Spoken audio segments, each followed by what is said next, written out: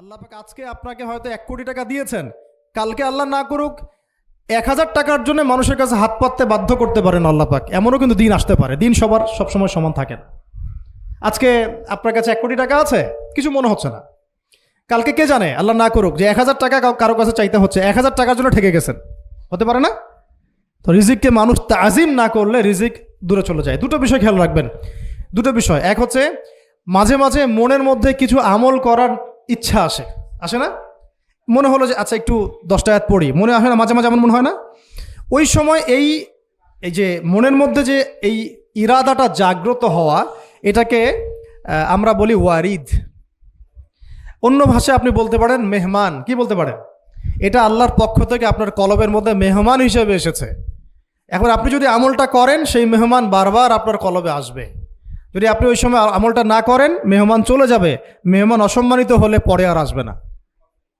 একইভাবে রিজিক আল্লাহ পাক দিয়েছেন, এর তাজিম যদি করতে পারেন রিজিক বেশি আসবে। রিজিকের তাজিম সম্মান করতে না পারলে রিজিক আসবে না, বেশি কমে যাবে। উসমান রাদিয়াল্লাহু আনহু সবচেয়ে ধনী ছিলেন না? কেন জানেন? কেন? এটা কি জানেন কেন ধনী ছিলেন? একে তো তিনি প্রচুর দান সদকা করতেন, এটা তো আপনারা জানেনই। আরেকটা জিনিস অনেকে জানে না, তিনি উটের পিঠে বসেছিলেন, কিছু একটা খাচ্ছিলেন, এই 2-1টা দানা পড়ে গেছে নিচে। উটের পিঠ থেকে নেমেছেন, নেমে সেই দানা উঠিয়েছেন, পরিষ্কার করেছেন, ধুয়েছেন, আবার খেয়েছেন। তার এই 2-4টা দানার কোনো কিন্তু মানে পরোয়া না করলেও চলে, তার প্রচুর অর্থ সম্পদ আছে। এত অর্থ সম্পদ যে তাবুক যুদ্ধের দিন 30,000 সেনাবাহিনীর দায়িত্ব নিয়েছেন। 30,000 সেনাবাহিনীর দায়িত্ব নিয়েছেন। সেনাবাহিনী যাবে, থাকবে, খাবে, তাঁবু টাঙাবে, সব দায়িত্ব তার। 30,000 সেনাবাহিনীর দায়িত্ব নেওয়া কি চারটাখানি কথা? তো এই সাহাবী এই কয়েকটা খাবারের দানা উঠিয়ে খেলেন। নবী সাল্লাল্লাহু আলাইহি ওয়াসাল্লাম বলেছিলেন যে তোমাকে আল্লাহ পাক রিজিক বাড়িয়ে দিবেন না কেন? তুমি রিজিকের যে তাজিম, যে সম্মান তুমি করো, এর বদৌলতে আল্লাহ পাক তোমাকে বেহিসাব রিজিক দিবেন। দুইটা বিষয় খেয়াল রাখবো। আমলের মেহমান হৃদয়ের মধ্যে আসলে তাকে ফিরায় না দেওয়া, তাহলে সেই মেহমান কিন্তু আর আসবে না। মেহমানকে মূল্যায়ন করলে মেহমান বারবার আসবে ইনশাআল্লাহ। আর রিজিকের তাজিম না করলে রিজিক কিন্তু আপনার ঘরে বেশি বেশি আসবে না। এমনি তো হারামের যুগ, এমনি সুদের যুগ, এমনি ঘুষের যুগ। অলমোস্ট এভরি ফ্যামিলি সুদখোর এখন, অলমোস্ট এভরি ফ্যামিলি। মেয়েরা স্পেশালি যারা শাশুড়ি টাইপের, আপনারা মাইন্ড করেন না, তাদের সাইকোলজি যে এতই নিচে নেমে গেছে এখন যে আমার মেয়ে জাহান্নামে যায় যাক। হ্যাঁ, আমার মেয়ে জাহান্নামে যায় যাক, সমস্যা নাই, দুনিয়াতে সে যেন ভালো থাকে। এটা কেন বললাম? একটা সুদখোরের ঘরে তুলে দিতে সে দ্বিধাবোধ করতেছে না, একটা দুর্নীতিবাজের ঘরে তুলে দিতে দ্বিধাবোধ করতেছে না, একটা ঘুষখোরের ঘরে তুলতে দ্বিধাবোধ করতেছে না। হ্যাঁ, একটা মানে কি বলবো, মাদক সেবী, ড্রাগ অ্যাডিক্টেড, বা এই যে আর কি বলবো ফাসেক, জালেম, এই ধরনের ঘরে উঠাই দিতেও সে দ্বিধাবোধ করছে না। 5তলা বাড়ি চাই আমার, আর কি আমার মেয়ে 5তলা বাড়ি থেকে সুখে থাকবে। এই যে সুখের ডেফিনেশন এখানে দিয়েছেন আপনারা। এই জন্য কত হাজার হাজার মেয়ের জীবন নষ্ট করে দিয়েছেন আপনারা। আমার কথা মাইন্ড করে না, হাজার হাজার মেয়ের জীবন মায়েরা নষ্ট করে দিয়েছে, শুধুমাত্র মেয়েদের দুনিয়াবি সুখ এর সংজ্ঞাটা বুঝতে ভুল করার কারণে। এর নাম যদি সুখী হইতো, তাহলে অমুসলিমরা সুখী না কেন? পশ্চিমারা সুখী না কেন? ওরা আত্মহত্যা করে কেন? এভাবে মেয়েদের জীবন নষ্ট করেছেন। অথচ অল্প যদি হালাল রিজিকও হতো, আল্লাহ পাক তাকে বরকত দিতেন, সুখে থাকতো। তা আল্লাহ পাক আপনাদেরকে রিজিকের মূল্য বোঝার, তাজিম করার তৌফিক দান করেন, আমিন। তো অনেক ভিতরে চলে যাচ্ছে আমি, সময় আমাদের হাতে আরও শর্ট হয়ে আসতেছে। তো এখানে একটা কথা বলে দিব যে রিজিকের প্রসঙ্গ যেহেতু আসছে, যে হালাল খেতে হবে আমাদেরকে, হারামের দ্বারস্থ হওয়া যাবে না। আপনার স্বামী যদি হারাম খায়, আপনি স্বামীকে বুঝান, তাকে ওই চাকরি ছেড়ে দিতে আপনি উৎসাহিত করেন। আমি আপনাদেরকে একটা অনেস্টির সাথে একটা কথা বলি, যত এই যে প্রশাসনে যত ঘুষখোর আছে, ঠিক আছে, যত দুর্নীতিবাজ আছে, যত মাদক সেবী আছে, মাদকের ব্যবসায়ী আছে, যত সুদখোর আছে, এরা সবাই কেন এই খারাপ কাজগুলো করে জানেন? তার স্ত্রীকে ভালো রাখার জন্যে, তার মাকে ভালো রাখার জন্যে, তার সন্তানদেরকে ভালো রাখার জন্য। তাহলে স্ত্রী হিসেবে, সন্তান হিসেবে, মেয়ে হিসেবে আপনি বলবেন যে আমাদের এইসব ভালোর দরকার নাই আব্বু, হে আমার প্রিয় স্বামী, আমার এসব ভালোর দরকার নাই। হে আমার ছেলে, আমার এসব ভালোর দরকার নাই, তুই হালাল পথে থাক, ওইখানে তুই আমাকে ডাল ভাত খাওয়া, আমি খুশি আছি। এইভাবে আপনারা তাদেরকে মোটিভেট করেন, দেখবেন সমাজে হারাম কমে গেছে ইনশাআল্লাহ। আর হারাম খাওয়া এই ছেলে মেয়েগুলোও কিন্তু মানুষ হবে না। হারাম খাওয়া যে ছেলে মেয়েগুলো রক্ত মাংস করে উঠছে, এরাও কিন্তু মানুষ হবে না। আল্লাহ পাক আমাদেরকে হালাল খাওয়ার তৌফিক দান করেন, এবং হালালের জন্য আপনাদের ভূমিকা অনেক বেশি। আমরা উত্তরবঙ্গ সহ দেশের বিভিন্ন জায়গায় সফর করে যেটা দেখেছি, যত সুদী এনজিও আছে না, এনজিওগুলোর মধ্যে মহিলাদের নামই বেশি, জানেন? মহিলাদের নাম বেশি সুদী এনজিওতে। তো এই দাওয়াতগুলো আমরা মা বোনদেরকে দিতে চাই যে কোন অবস্থাতে যেন হারাম রিজিকের দিকে আপনারা না ধাবিত হন, এবং রিজিকের তাজিম করেন, পরিবারের মধ্যে হৃদ্যতা ভালোবাসা বজায় রাখেন, একে অপরকে বিশ্বাস সম্মান এবং শ্রদ্ধা করেন। ইনশাআল্লাহ তাআলা আপনাদের পরিবারও সুখী হবে, রিজিকও সুন্দর হবে, এবং রিজিকে বরকত হবে ইনশাআল্লাহ। এরপরে আমি আর দু একটা পয়েন্ট নোট করেছি, বলে শেষ করে দিচ্ছি যে এটা স্পেশালি আমি আমাদের ওইসব দিনই বোনদেরকে বলতে চাচ্ছি যে বোনেরা এখনও বিয়ে শাদী করেন নাই। সেটা হচ্ছে যে বিয়ে করার আগেই দিনের বেসিক লেখাপড়া শেষ করেন। এত পাগল হওয়ার দরকার নেই। চরিত্র হেফাজত হচ্ছে না, রোজা রাখেন, ঠিক আছে? দিনই পড়াশোনা আগে শেষ না করে বিয়ে করতে যায় না।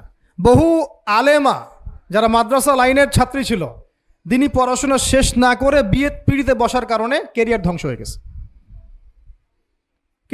গেছে। বিয়ে পরে করেন, আগে পড়াশোনাটা, তুলনামূলক পড়াশোনাটাকে শেষ করে নেন। তুলনামূলক পড়াশোনা শেষ করতে 18 থেকে 20 বছর বেশি লাগে না। যদি আপনি শুরু থেকে শুরু করেন, একদম 18 থেকে 20 বছর হতে হতে আপনার পড়াশোনা মোটামুটি শেষ হয়ে যাবে। আর যে সাবজেক্টগুলো বললাম আমি, ওইগুলোই বেসিক পড়াশোনা। এখন এটা হয়তো সবার ভাগ্যে নসিব নাও হতে পারে, সেক্ষেত্রে বিকল্প অপশন আমরা যাব। কিন্তু আগে মূলনীতি হচ্ছে একটা লেভেল পর্যন্ত পড়াশোনা করার পরেই বিয়ে করেন, কারণ বিয়ের পরে আপনার যত রেসপন্সিবিলিটি আসবে, এটা তখন পড়াশোনা মেনটেন করা এতটাও সহজ না, প্রায় অসম্ভবের পর্যায়ে পড়ে যায়। আর দু একটা বাচ্চা কাচ্চা হয়ে গেলে তো তখন আর কোনো কথাই নাই। তাহলে আপনারা কি আমাদেরকে আয়েশা রাদিয়াল্লাহু আনহার মতো একটা প্রজন্ম দিতে পারবেন না? যদি এটা আপনাদের উদ্দেশ্য হয়, সেক্ষেত্রে কি পড়াশোনা শুরু থেকে করা উচিত না? এখন এই সুযোগটা আমাদের সব বোনদের সামনে হয়তো থাকে না, এই জন্য আমরা বললাম যে বিকল্প অপশনগুলোতে আপনারা দিন শেখার চেষ্টা করেন। আর এরপরে যখন বিয়ে করবেন, পড়াশোনা মোটামুটি শেষ হয়েছে, বিয়ে করবেন, এখন 18-20 বছর বয়স হয়ে গেছে, এখন আল্লাহর ওয়াস্তে দুনিয়াবি বিষয়কে সর্বোচ্চ অগ্রাধিকার দিয়েন না। আজীবন পস্তাবেন, এবং একবার পস্তানো শুরু করলে এই পস্তানো আজীবনও শেষ হবে না। তখন মেইল করে মেসেজ করে কোনো লাভ হবে না, কারণ আপনি বিয়ের আগে দিনকে প্রাধান্য দেন নাই, বরং দুনিয়াকে প্রাধান্য দিয়েছিলেন। আপনি বিয়ের আগে দিনকে প্রাধান্য দেন নাই, বরং দুনিয়াকে প্রাধান্য দিয়েছেন। যখন আপনি সবসময় পরকালকে, আল্লাহকে, তার রাসূলকে প্রাধান্য দিবেন, দিনকে প্রাধান্য দিবেন, দুনিয়া আল্লাহই গুছিয়ে দিবেন। আর যখন আপনি দুনিয়াকে সর্বোচ্চ অগ্রাধিকার দিবেন, দিন আপনার কাছ থেকে দূরে সরে যাবে। দিনের একটা গায়রত আছে, একটা ব্যক্তিত্ব, দিনের একটা স্বতন্ত্র গায়রত আছে, সে সবার কাছে ধরা দেয় না। যে তাকে মূল্যায়ন করে তার কাছেই দিন আসে, যে তাকে মূল্যায়ন করে না তার কাছে দিন আসে না। তো দিনদার ছেলেকে প্রাধান্য না দিয়ে বিয়ে করতে যায় না, জীবনটা ধ্বংস হয়ে যাবে। হ্যাঁ, আমি বলছি না দিনদার ছেলে মাদ্রাসাতেই থাকে, না, ইঞ্জিনিয়ার লাইনেও থাকতে পারে, ডক্টরও হতে পারে, ইঞ্জিনিয়ারও হতে পারে, কিন্তু এটা বাহ্যিকভাবে এটাকে জাস্টিফাই করাটাও ডিফিকাল্ট। কিছু কিছু ক্রাইটেরিয়া দেখে আপনি একটু আন্দাজ করতে পারেন, পুরোপুরি হয়তো কখনোই বুঝতে পারবেন না। সেটা হচ্ছে দিনের প্রতি তার ফিকির কেমন, দিন নিয়ে তার কাজ কেমন, তার লাইফস্টাইল কেমন, তার পরিবার কেমন, কোন পরিবেশে সে বড় হয়ে উঠেছে, তার একাডেমিক্যাল সার্টিফিকেট কেমন, তারপরে তার দাওয়াতের মেহনতে অ্যাক্টিভিটিস আছে কিনা, বা ব্যবসা হালাল কিনা, বা চাকরিটা হালাল কিনা, নামাজ ঠিক আছে কিনা, তার মধ্যে সুন্নাহ আছে কিনা, এগুলো কিছু কিছু বাহ্যিক সাইন যেগুলো দেখে আমরা একটা আইডিয়া নিতে পারি। তারপরে বলবো যে এখানে 100% আপনি এনশিওর হতে পারবেন না, ওইটা আল্লাহ পাকের হাতে। তো ওইটাও যদি এনশিওর করতে চান তাহলে কি করতে হবে? তাহলে নিজেকে দিনদার হতে হবে। আমি নিজে যদি ভালো দিনদার হই তাহলে ইনশাআল্লাহ আল্লাহ পাক আমাকে দিনদার স্ত্রী দিবেন। নিজে দিনদার না, তাহলে কি রেডিমেড দিনদার ছেলে আসবে? কখনই আসবে না। দোয়া করতে হবে, রব্বানা হাব লানা মিন আজওয়াজিনা ওয়া যুররিয়াতিনা কুররাতা আয়ুন ওয়াজআলনা লিল মুত্তাকিনা ইমামা। দোয়া করতে হবে যে রব্বি হাবলি মিনাস সালিহিন, রব্বি হাবলি মিন লাদুনকা যুররিয়াতান তাইয়্যিবা ইন্নাকা সামিউদ দুআ। এই বিষয়গুলো দেখে খেয়াল রাখবেন। আর শরীয়তের মেজাজ মাথায় রাখা। শরীয়তের মেজাজের কথাটা আজকে এই জন্য বলছি যে আমরা আমাদের দেশে যে প্রবলেমটা দেখি, ইসলামের পূর্ণাঙ্গ বিষয়গুলো মানুষ মাথায় রাখতে চায় না। ইসলামে যেমন নামাজ, রোজা, হজ, যাকাত আছে, ইসলামে কিন্তু দাওয়াত, তাবলিগ, জিহাদও আছে, তাই না? ইসলামে কিন্তু শরিয়া আইনও আছে, হুদুদ, কেসাস আছে, ইত্যাদি আছে। আমাদের সমাজে দেখেন নামাজ শব্দ পরিচিত কিন্তু কেসাস শব্দ পরিচিত না। কেসাস মানে কয়জন জানেন যে কেসাস শব্দ অর্থ কি? অনেকেই জানে না। কিন্তু কেসাস একটা কোরআনের একটা ফান্ডামেন্টাল বিধান যে কেউ যদি আপনার চুরি করে হাত কেটে ফেলতে হয়, কেউ যদি ব্যভিচার করে বেত্রাঘাত করতে হয়, বিবাহিত হলে রজম করতে হয়, কেউ যদি মোরতাদ হয় তারও মৃত্যুদণ্ড শাস্তি আছে, কেউ শাতেমে রাসূলকে গালি দিয়েছে তারও মৃত্যুদণ্ড আছে। এরকম অনেক বিধান আছে, হুদুদ এবং কিসাস আছে। হত্যার বদলে হত্যা, চোখের বদলে চোখ, জানের বদলে জান। আমাদের সমাজে এগুলো পরিচিত না। নামাজ পরিচিত কিন্তু, তাসবিহ তাহলিল পরিচিত, ঠিক আছে? এরকমই সমাজেও বহু বিবাহ এটা অপরিচিত। হ্যাঁ, আপনি একটা বিয়ে করে বাইরে 4টা 5টা 6টা মেয়ের সাথে খারাপ সম্পর্ক করলে সমাজ এটাকে প্রমোট করে, এটাকে কাছে আসার গল্প নাম দেয় আর কি। কিন্তু একটা মেয়ের পুরো জীবনের রেসপন্সিবিলিটি আপনি নেবেন হালালভাবে, তখন সমাজ আপনাকে বাঁকা চোখে দেখবে এবং বিতর্কিত করবে। তো আমরা এখনও ওই ইসলামের ওই মেজাজে যাইতে পারি নাই। আমার মেয়েকে বড় করার সময় এটা তার মাথায় ছোট থেকে দেওয়া উচিত যে হ্যাঁ, ইসলামে কিন্তু বহু বিবাহের ব্যাপারও আছে, ওকে ওইভাবেই ওই মেজাজেই বড় করা উচিত। এখানে আরেকটা প্রশ্ন আসতে পারে যে এটা তো ঐচ্ছিক। অবশ্যই ঐচ্ছিক, কেউ চাইলে করতে পারে, কেউ চাইলে নাও করতে পারে, সবার উপর এটা ফরজ না, কখনোই না। এবং এটাকে আমরা বড় স্কেলে এটাই সুন্নত এটাও বলতে পারবো না। ওইটা একটা নির্দিষ্ট প্রেক্ষাপটে অ্যাপ্লাই করার বিষয় ছিল। যেমন উহুদের যুদ্ধ হয়ে গেছে, অনেক মেয়ে এতিম হয়ে গেছে, এখন এই মেয়েগুলোর দায়িত্ব কে নিবে? বহু বিবাহের ব্যাপারটাতে আসলো তখন সূরা নিসার আয়াত যে তোমরা এখন পছন্দ হলে মাসনা সুলাসা রুবা করতে পারো। এটা কাউকে ফরজ করা হয় নাই, কারো উপরে ফরজ করা হয় নাই। যার সামর্থ্য আছে তোমরা করতে পারো, খালাস। ওই মেয়েগুলোর দায়িত্ব নিয়ে নেওয়া হলো রাষ্ট্রীয়ভাবে, এবং তারা সম্ভ্রম পেল, সম্মান পেল, গার্ডিয়ানশিপ পেল, তাদের সমস্ত অধিকার ফিরে পেল। এটা ইসলামের একটা বিধান আছে। একেবারে এটাকে বাদ দিয়ে এটাকে অস্বীকার করা, কুফরি করলে কিন্তু কোরআনের সাথে আপনার কুফরি হয়ে যাবে। আপনার নিজস্ব রুচিবোধ থাকতে পারে যে আমি এটাকে পছন্দ করি না, সেটা আপনার ডিসিশন, এটা কোনো সমস্যার কিছু নাই। এমনকি ইসলাম আপনাদেরকে বলেছে যে মেয়ের অনুমতি ছাড়া তাকে বিয়েও দেওয়া যাবে না। সবার নিজস্ব জায়গা থাকতে পারে, কিন্তু ইসলামের প্রত্যেকটা বিধানকে মাথায় রাখা যে এটা ইসলামের একটা অংশ। না হলে আমরা অনেক সামাজিক সমস্যার সমাধান দিতে পারবো না। বাংলাদেশে এখন 6 লক্ষ মেয়ে আছে যারা এতিম, অবিবাহিতা, বিধবা, আরও বেশি। আমরা রাষ্ট্রীয়ভাবে তাদের কোনো ব্যবস্থা করতে পারবো না, সম্ভব না। তো এইখানে মেয়েদেরকে, যেহেতু মেয়েদের মধ্যে আমি কথাগুলো বলছি, এই জন্য আমি এই কথাটা টাচ করলাম যে ইসলামের পূর্ণাঙ্গ বিষয়গুলো আমাদের মাথার মধ্যে রাখা, যে আমাদের যেন এমন কোনো বিষয়কে অস্বীকার করে না বসি যেটা আবার আমাকে ইমান থেকে বের করে দিবে। আমার নিজের আমল না হতে পারে, আমি নিজে সেটা পছন্দ না করতে পারি, বা আমার মতামত থাকতে পারে, সেটা আলাদা ইস্যুস। কিন্তু ইসলামের বিধানগুলোকে আমরা কোনোভাবে যেন ডিনাই করতে না যাই, এটা আমাদের মাথায় রাখতে হবে। আর এটা সমাজের কল্যাণের জন্যই আল্লাহ রাব্বুল আলামিনের পক্ষ থেকে একটা এখতিয়ার দেওয়া হয়েছে। আর 2টা বিষয় বলে শেষ করে দিচ্ছি, সেটা হচ্ছে ওই যে ইলমের কথা বলেছিলাম শুরুতে, এর সাথে আমি আমার ব্যক্তিগত জীবন থেকে বলছি। আর 3টা জিনিস ইলমের সাথে খুব বেশি কানেক্টেড, এটা মাথায় রাখবেন। একটা হচ্ছে আদব। একটা কি? আদব। আদব রক্ষা করতে না পারলে ইলম অর্জন করতে পারবেন না। তাই আদব রক্ষা করার জন্য আমাদেরকে ওই জেনারেল লাইনে পড়াশোনার মেজাজটা ত্যাগ করে আসতে হবে। আমরা ওইখানে যে মেজাজে পড়াশোনা করি, ওই মেজাজটা আমাদেরকে একটু কর্পোরেট হতে শেখায়। মানে আমি বেতন দিয়েছি 500 টাকা, আমি 500 টাকার ক্লাস পাইলাম না কেন, তাই না? মেজাজটা এরকম আর কি। অথচ এখানে ওস্তাদের দোয়া নেওয়ার জন্য আমাদেরকে সিরিয়ালে দাঁড়িয়ে থাকতে হবে। এটা হচ্ছে এই প্ল্যাটফর্ম, এটা হচ্ছে ওই অন্য জায়গা। এখানে একজন নবী হয়েও মুসা আলাইহিস সালাম যুগের পর যুগ হাঁটছেন এমন একজন ব্যক্তির সাক্ষাতের জন্য যিনি তার চেয়ে বেশি জ্ঞানী।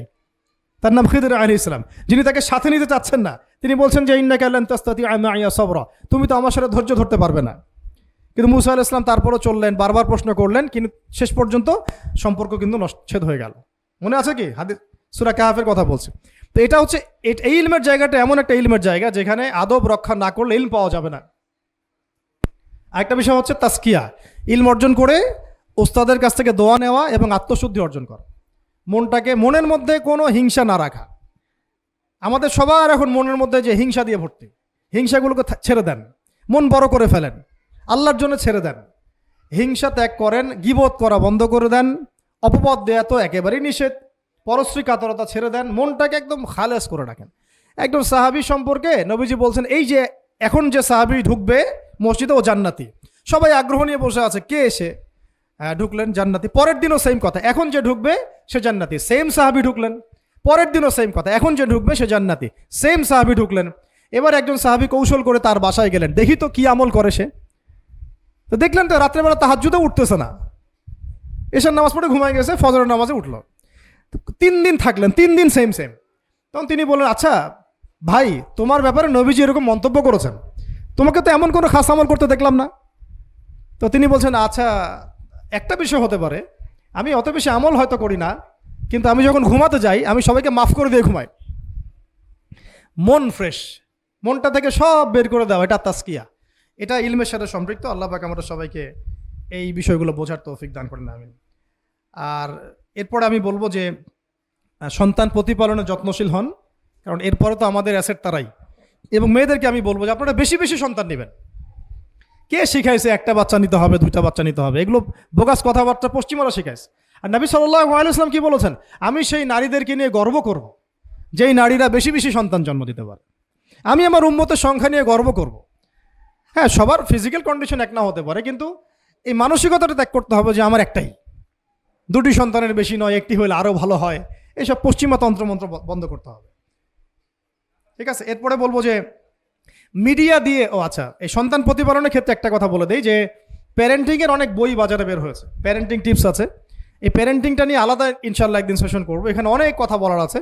সন্তান প্রতিপালন একটা শিল্প, সন্তান প্রতিপালনটা একটা শিল্প, খুব ধৈর্যের কাজ, সবরের কাজ, লেগে থাকার কাজ। সন্তানকে সময় দেওয়া, ওর খাবারের দিকে খেয়াল রাখা, ওর মানসিকতার দিকে খেয়াল রাখা, ওর ফিজিক্যাল অ্যাক্টিভিটিস দিকে খেয়াল রাখা, ওর মানে আত্মা দূষিত হয়ে যাচ্ছে কিনা এটা খেয়াল রাখা, ওর ভালো একাডেমিক পরিবেশ নিশ্চিত করা, ভালো ওস্তাদ দেওয়া, ওর সাথে মেশা, ওকে আদর করা, অনেক কিছু আছে।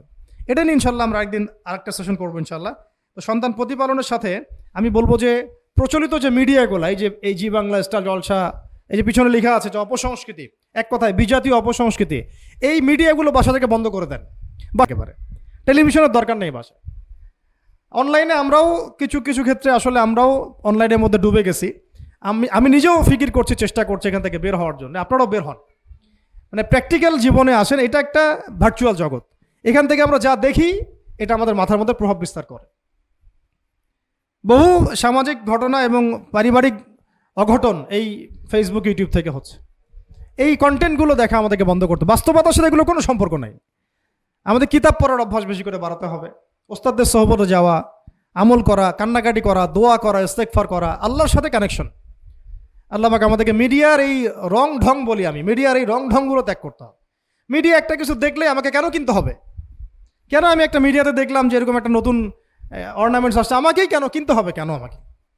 কেন আমি ওইটার জন্য আবার বাসায় চাপ দিব? কেন ওইটা আমি আমার পরিবারে ফাসাদ সৃষ্টি করার কারণ হবে? প্রয়োজন নাই। আর আমাদের মানে মাদ্রাসার মেয়েদেরকেও এসব থেকে দূরে রাখতে হবে, মিডিয়া থেকে দূরে রাখতে হবে। মানে সব মিডিয়া উপকারী না, বরং মিডিয়ার মধ্যে 99%ই ইসলামিক মিডিয়া না। যদি এটা হতো যে সব এর মধ্যে অ্যাটলিস্ট 10% ইসলামিক মিডিয়া, তাহলে বলতাম ওগুলো অ্যাটলিস্ট দেখেন। কিন্তু এখানে কিন্তু সেই সুযোগটাও পাচ্ছেন না। খুব কম মিডিয়া আমাদেরকে প্রকৃত বিষয়টা শেখায় এবং সত্যের কাছাকাছি নিয়ে আসে। বেশিরভাগ মিডিয়াই প্রতারণাপূর্ণ এবং কর্পোরেট সেকশন, এগুলো থেকে আল্লাহ পাক আমাদেরকে দূরে থাকার তৌফিক দান করেন এবং এই কালচারগুলো ছেড়ে দেন। হিন্দুদের কালচারের সাথে আমাদের কী সম্পর্ক? আমরা মুসলিম, আমরা মুহাম্মদ সাল্লাল্লাহু আলাইহি ওয়াসাল্লামের উম্মাহ। আমাদের সাথে মুশরিকদের কী সম্পর্ক? আমাদের সাথে ইহুদিদের কী সম্পর্ক? আমাদের সাথে খ্রিস্টানদের কী সম্পর্ক থাকতে পারে? আমরা কেন ওদের সংস্কৃতি গ্রহণ করব? কিসের জন্মদিন, কিসের মৃত্যু দিবস, হ্যাঁ, কিসের এসব গায়ে হলুদ, কিসের এসব বৌভাত, এগুলো কি? এগুলোর সাথে আমাদের কি সম্পর্ক? আমাদের সাথে সম্পর্ক হচ্ছে হিজাবের, সালাতের, তাসবির, সিজদার, জায়নামাজের, আতরের, খুশবুর, মিসওয়াকের। আমাদের সাথে এগুলোর সম্পর্ক। আমাদের সাথে সম্পর্ক হিজাবের। আমাদের সাথে সম্পর্ক ইসলামিক ক্যালিগ্রাফির, আমাদের সাথে সম্পর্ক কোরআনের, হাদিসের, সিরাতের, লেখাপড়া, ইলমি পরিবেশের, তাসাউফের। এগুলো আমাদের কালচার। তো কালচার খুব ইম্পর্টেন্ট। কালচার থেকে দূরে সরে গেলে আমাদের আকীদা নষ্ট হয়ে যায়। আল্লাহ পাক আমাদেরকে আমাদের কালচার ধরে রাখার তৌফিক দান করেন। আর দুটো কথা হচ্ছে, হিজাবে কঠিন হন, হিজাব একটু কঠোর হয়ে যান। এটা নিয়ে হয়তো আলোচনা শুনেছেন আপনারা, আমি জানি না পয়েন্টটা এসেছিল কিনা। তো হিজাবে আরও অনেক কঠিন হতে হবে আমাদেরকে, আস্তে আস্তে আরও। একবারে তো হয়তো আপনারা সব কিছু শক্ত করে ধরতে পারবেন না, অ্যাটলিস্ট আপনার ধারাবাহিকতা বজায় রাখ। হিজাবে অনেক কঠিন হওয়ার চেষ্টা করি। আমাদের অনেক দিনই বোনকে আমরা একটু ক্যাজুয়াল দেখি হিজাবের ব্যাপারে, এটা থেকে আপনার বের হওয়ার তৌফিক দান করেন, আমিন। আর একটা মেয়েদেরকে একটা নসিহত করবো, স্পেশালি যে অল্পে তুষ্ট থাকেন, অল্পে তুষ্ট থাকেন, ইনশাল্লাহ জীবনে সুখী হয়ে যাবেন ইনশাল্লাহ। আর শেষ কথা হচ্ছে, আলেমা হওয়ার চেষ্টা করেন, আলেমা হওয়ার চেষ্টা করেন, দায়ী হওয়ার চেষ্টা করেন, এবং মেয়েদের মধ্যে ব্যাপক দাওয়াতি কাজ করার চেষ্টা করেন। এইটা জীবনের লক্ষ্য উদ্দেশ্য বানায় নেন ইনশাল্লাহ। আপনার জীবনের লক্ষ্য যদি এমনই হয়, দেখবেন এমনই জীবন সঙ্গিনী আপনি পেয়েছেন যার জীবনের লক্ষ্যও সেম, তখন দুজনে মিলে আপনি কাজ করতে পারবেন ইনশাল্লাহ। আমাদের এখন প্রচুর আলেমা দরকার, আমাদের প্রচুর দায়ী বোন দরকার, আমাদের মুআল্লিমা শিক্ষিকা বোন দরকার, ঠিক আছে? আমাদের প্রত্যেকটা ডিপার্টমেন্টে এরকম যোগ্যতা সম্পন্ন দিনী বোনদেরকে দরকার। তো এইটা তো আর একা আমাদের পক্ষে গড়ে তোলা সম্ভব না। তাই সবাই আমরা যদি হাত লাগাই এবং আমাদের উম্মাকে নিয়ে ফিকির করি, ইনশাআল্লাহ তাআলা আজকে যে বিষয়গুলো আলোচিত হলো, এগুলো ইনশাআল্লাহ শুধু তাত্ত্বিক কথাবার্তায় সীমাবদ্ধ থাকবে না, ইনশাআল্লাহ বাস্তবেও রূপ লাভ করবে।